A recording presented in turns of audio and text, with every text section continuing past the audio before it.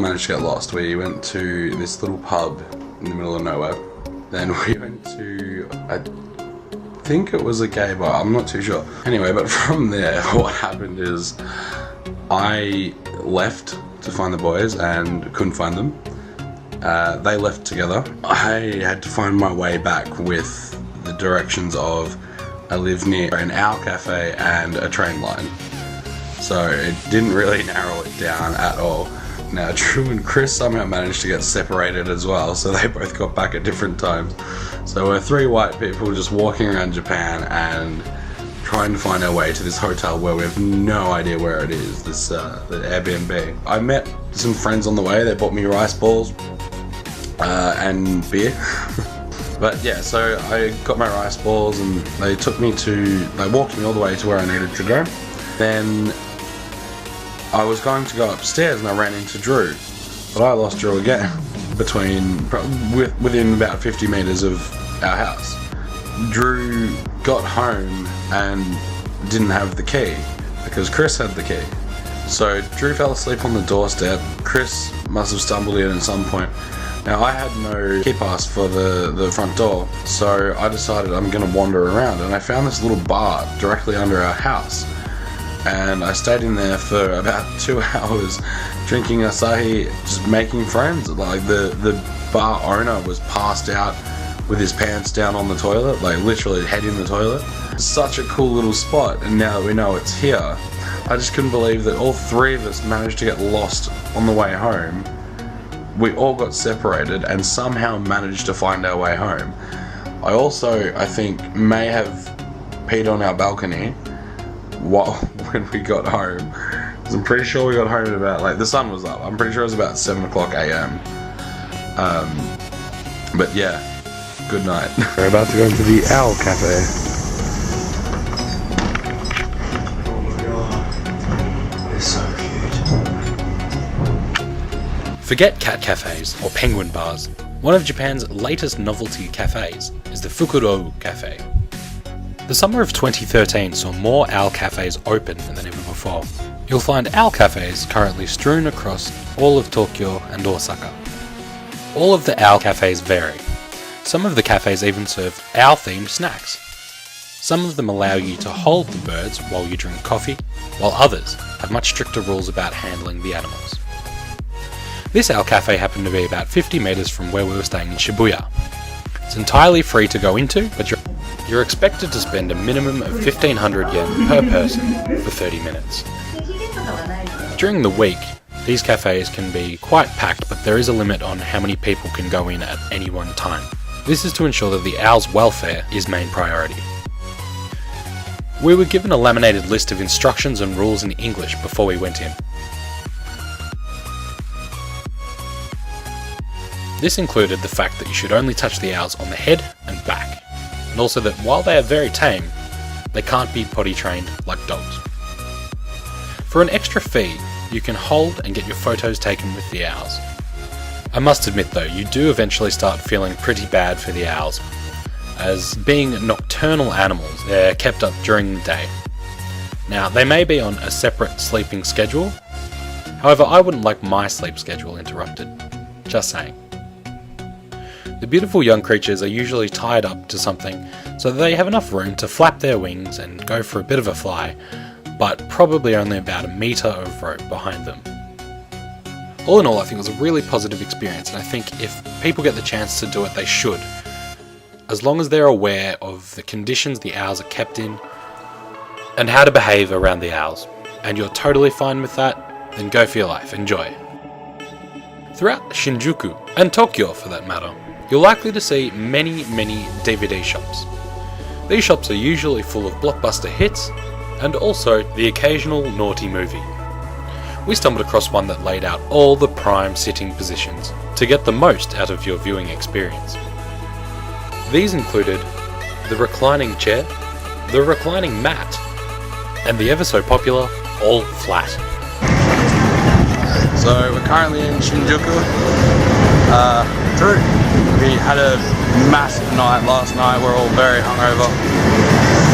Trying to work out how to get to this alley.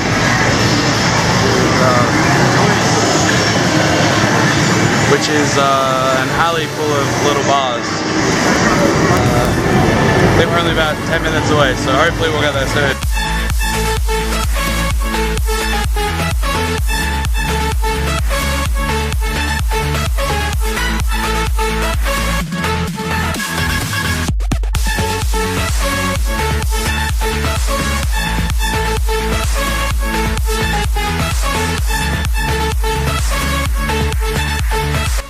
We're currently in Piss Alley, quite famous area for drinking and eating. Omoide Yokocho, literally memory lane, also known under its more colourful name, Shoben Yokocho, or Piss Alley, is a small network of alleyways along the tracks of the northwest of Shinjuku Station. The narrow lanes are filled with dozens of tiny eateries, serving ramen, soba, sushi, yakitori, and kushiyaki. Many restaurants consist of just one counter with a few chairs, while others have a couple of tables. Piss Alley. It's dingy and it's small, and it's more of a local hotspot than a tourist destination. However, if you're travelling in Japan and you really want to try some of Japan's finest food, I would recommend coming here. After winding back and forth through Piss Alley, we decided we should probably get some food to nurse our throbbing heads. And if that so happened to be some of the best cuisine in Japan, then so be it. Don't let the name scare you off. Piss Alley is named for its early years, when it was a shady destination for criminals to get their drink on. The place wasn't very built up back in those days, so instead of using a toilet, people would just relieve themselves in the street.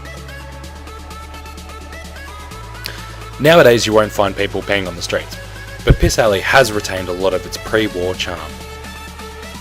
There's a lot of drinking spots in Piss Alley, the kind where you pull up a stool, have a beer and some excellent yakitori.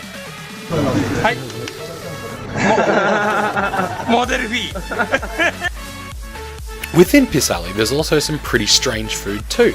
The most notorious restaurant in Piss Alley is Asadachi, a restaurant with a name that roughly translates to morning wood. The food served at Asadachi isn't the kind that you enjoy with your co-workers and wash down with a super dry beer.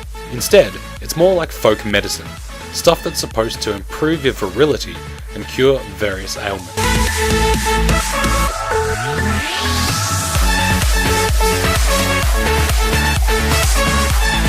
The Tokyo Metropolitan Government Building is often visited by tourists for its free observation decks, which provide good panoramic views of Tokyo and beyond. The 243-metre tall building has two towers, and each houses an observatory at a height of 202 metres. It was the tallest building in Tokyo until it was overtaken by the Midtown Tower in 2007. With favourable weather conditions, famous landmarks such as Mount Fuji, the Tokyo Skytree, Tokyo Tower, Meiji Shrine and Tokyo Dome can all be seen from the observatories. The towers and surrounding buildings contain the offices and the assembly hall of the Metropolitan Government of Tokyo. Visitors are therefore subjected to bag checks prior to boarding the elevators as part of the security measures.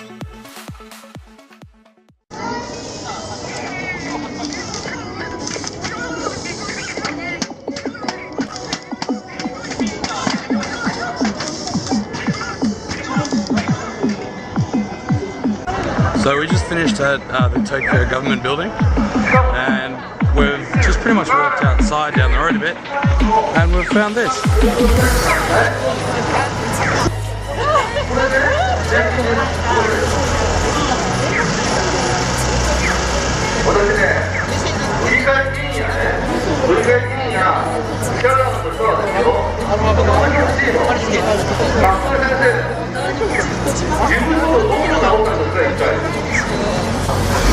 Oh my god, it's bigger than Drew. Words that you say, the voice that carries them has kept me astray. Too soon to act on it, can we ever be?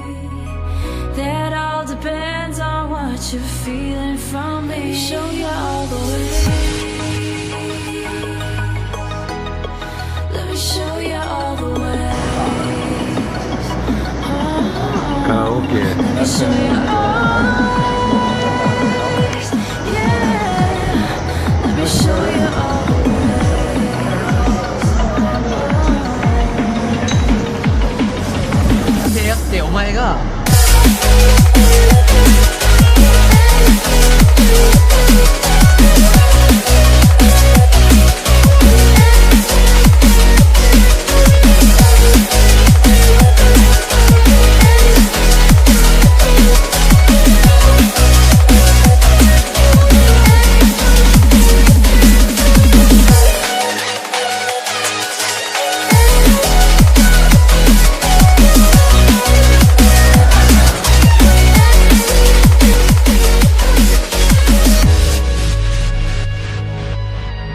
Hey guys, thanks for watching.